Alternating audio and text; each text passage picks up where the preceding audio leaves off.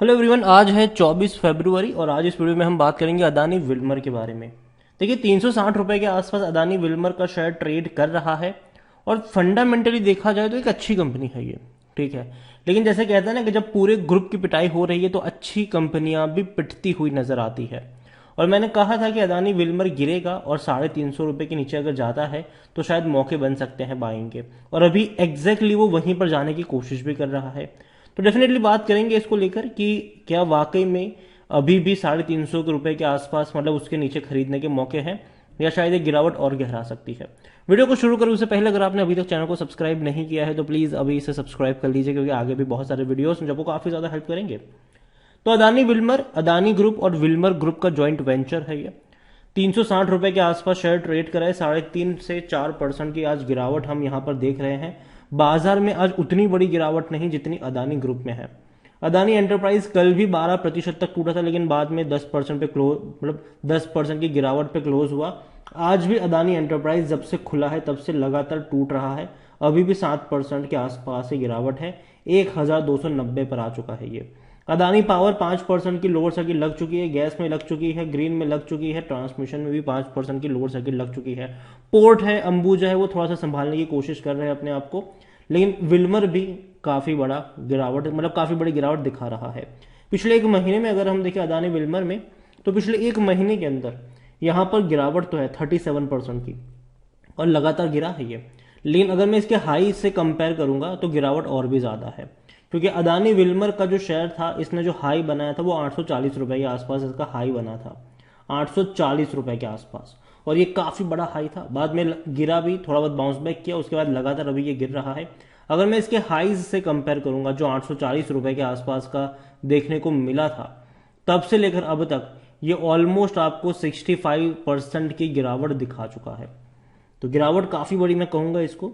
और जहां तक एक साल की बात है तो 8.5% का ही ग्रोथ अब रह चुका है। देखो, मुझे जो एक सपोर्ट अच्छा लग रहा है ना यहाँ पर, वो लग रहा है कि जब 320 रुपए के आसपास इसके अच्छा वक्त बिताया था पहले, जब शुरुआती वक्त था 340 रुपए के आसपास इसने वक्त बिताया था, यहाँ पर थोड़ा बहुत अच्छा वक्त था ये, और उसके बाद भागने की कोशिश करी थी। तो मैं मानता हूँ कि एटलीस्ट जो इनिशियल सपोर्ट है यहाँ से वो 320-340 रुपए के बीच में बनना चाहिए। ठीक है, और इनिशियल बाइंग के मौके वहां पर बन सकते हैं। अगेन मैं यहाँ पर वर्ड इस्तेमाल कर रहा हूँ इनिशियल बाइंग के, मैं ये नहीं कह रहा हूँ कि 320-340 हो जाए तो मतलब खरीद लो सब कुछ, जी नहीं। क्योंकि देखो, अभी भी अदानी ग्रुप में ये कहना कि बॉटम बन चुका है ये मुश्किल है। क्योंकि अभी देखो, अगर पिछले साल हिंडनबर्ग ने ये रिपोर्ट मतलब अदानी को लेकर करी होती ना, तो इतना ज्यादा इम्पैक्ट नहीं होता, क्योंकि पिछले साल ना ये मंदी वाले माहौल नहीं थे बाजार में, बाजार अच्छे मूड में था, बुल रन चल रहा था हर जगह पर। तो यहां पर हिंडनबर्ग की जो टाइमिंग है ना इस रिपोर्ट को लेकर आने की, वो कहीं ना कहीं इनके लिए काफी मतलब हिंडनबर्ग के फेवर में काम करी है, कि ऑलरेडी बाजार मुश्किल से जूझ रहा था। रशिया यूक्रेन क्राइसिस अभी उससे बाहर आए थे, इंटरेस्ट रेट बढ़ने की खबरों से हम ऑलरेडी परेशान थे, भारत में ऑलरेडी इंटरेस्ट रेट बढ़ने वाले थे बजट के बाद। इसके अलावा अगर हम हाल फिलहाल देखें तो कई लोगों की नौकरियां जा रही थी, इससे पहले भी जब हिंडनबर्ग ने जो रिपोर्ट मतलब जारी की थी, उससे पहले भी अगर हम देखें तो कई सारे लोगों की नौकरियां जा रही थी। अमेजॉन की बात करें, माइक्रोसॉफ्ट की बात करें, फेसबुक की बात करें, ट्विटर की बात करें, कई सारे ले ऑफ्स हो रहे थे। तो कहीं ना कहीं बाजार अच्छे मूड में नहीं था। और ऐसी सिचुएशन में, जब मंदी का माहौल चल रहा हो, ऐसी सिचुएशन में अगर ऐसी रिपोर्ट आती है तो डेंट जो लगते हैं वो और बड़े लगते हैं। अगर यही रिपोर्ट हिंडनबर्ग की जब बुल रन चल रहा था 2021 के टाइम पर अगर आया होता ना, तो रिपोर्ट का कोई उतना बड़ा असर नहीं होता। ठीक है, हाँ कुछ दिन गिरता जरूर, लेकिन वापस भाग जाता ये। ठीक है, लेकिन यहाँ पर जो गिरावट हमें देखने को मिली है वो काफ़ी ज़्यादा। लेकिन एक चीज़ ये भी है कि 2021 तक अदानी के शेयर उतनी बड़ी रफ्तार से भागे भी नहीं थे। ठीक है, थोड़े से कम ही थे। अदानी विल्मर अगर हम देखें तो लार्ज कैप शेयर है, 49,000 करोड़ के आसपास का इसका मार्केट कैप है। वॉल्यूम्स देखें तो 29 लाख के आसपास का इसका वॉल्यूम देखने को मिल रहा है। अच्छी क्वांटिटी में शेयर अभी ट्रेड नहीं हो रहे, थोड़े से कम जरूर कहूंगा मैं, लेकिन कंपनी फंडामेंटली अच्छी है, क्योंकि अब तक का सबसे हाईएस्ट रेवेन्यू इन्होंने अभी कमाया दिसंबर क्वार्टर में 15,400 करोड़ से भी ज्यादा का, और 250 करोड़ के आसपास का इनका प्रॉफिट है, जो कि अच्छा प्रॉफिट है, और आगे ये बढ़ता रहेगा। क्योंकि कंपनी की अगर हम बात करें तो कंपनी जिस सेक्टर से बिलोंग करती है वो भैया एफएमसीजी का सेक्टर है। यहाँ पर ऑयल इनकी सबसे बड़ी मेन, कहते हैं कि इनका हीरो प्रोडक्ट है, क्योंकि इनका सबसे ज़्यादा जो रेवेन्यू आता है वो आता है एडिबल ऑयल से, और वो मार्केट लीडर है भारत में। ठीक है, मार्केट लीडर है, इनके 23 मैन्युफैक्चरिंग यूनिट्स देखने को मिल रहे हैं। इसके अलावा कंपनी ऑयल के बाद अब राइस पे ज़्यादा फोकस कर रही है, कई सारे कुछ राइस प्रोसेसिंग यूनिट्स इन्होंने खरीदे भी थे पिछले साल। और इसके अलावा कोहिनूर जैसी बड़ी ब्रांड को भी इन्होंने अक्वायर किया था, जो कि अगेन बहुत बड़ी बात है ये। हालांकि अभी भी अगर आप देखोगे तो इनका ऑयल ज़्यादातर वही बिकता है, राइस थोड़े से कम ही है, और जो बाकी की इनकी जो रेडी टू ईट वाली प्रोडक्ट है वो भी उतनी ज़्यादा फेमस नहीं है।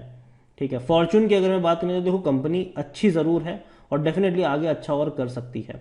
यहाँ पर फॉर्चून फूड्स की अगर हम बात करने जाए तो ऑयल डेफिनेटली सबसे बड़ा जो मार्केट है वो इन्हीं का है, ऑयल का ही है। इसके अलावा अगर आप देखोगे तो ऑयल के बाद बाकी सारी चीज़ें यहाँ पर आती है, जिसमें अगर आप बात करो तो चक्की आटा हो गया, राइस हो गया, सोया चंक्स वगैरह हो गए, बेसन वगैरह हो गया, शुगर हो गया, इनका पल्स वगैरह हो गया, रवा, मैदा, पोहा, सूजी, ये सब आते हैं। रेडी टू ईट में अगर आप देखो तो खिचड़ी हो गया, और खिचड़ी में भी कई सारे हैं यहाँ पर। इसके अलावा सोया चंक्स वगैरह जो हो गए वो भी यहाँ पर देखने को मिल जाते हैं। तो जाहिर सी बात है कंपनी डेफिनेटली अच्छा कर रही है, लेकिन काफ़ी महंगी हो चुकी थी, तो जो किसी के गले से इनका जो वैल्यूशन था वो किसी के गले के नीचे उतर नहीं रहा था। बस यही है कि हिंडनबर्ग की रिपोर्ट ने उस वैल्यूएशन को मतलब सही प्राइस पे लाने की कोशिश करी ज़रूर है। According to Moneycontrol user 44% लोग कह रहे कि बेचो और भाग जाओ, और 53% लोग कह रहे खरीदारी करो। कंपनी को लेकर देखें तो इनके रेवेन्यू में अच्छी जंप है, लेकिन हालांकि इसके 2016 से 2022 का है, तो इसलिए आपको कैंडल बड़ा लग रहा है, वरना धीरे धीरे ग्रोथ हुई है। और जहाँ तक बात करें प्रॉफिट्स की, तो प्रॉफिट में भी सेम चीज़ है, 800 करोड़ का से भी ज़्यादा का प्रॉफिट 2022 में देखने को मिला था। और अभी भी इनका जो प्रॉफिट है एन्युअली वो आप शायद 800 करोड़ के आसपास ही मान सकते हो। अदानी विल्मर देखा जाए तो 63 का इसका पी रेशियो है, जो कि सेक्टर पी 47 से अभी भी महंगा है, लेकिन आज की गिरावट को अगर मैं कंसिडर करूं तो शायद पी रेशियो थोड़ा सा और करेक्ट हुआ होगा, शायद थोड़ा सा और गिरा होगा, ये अपडेट नहीं हुआ है।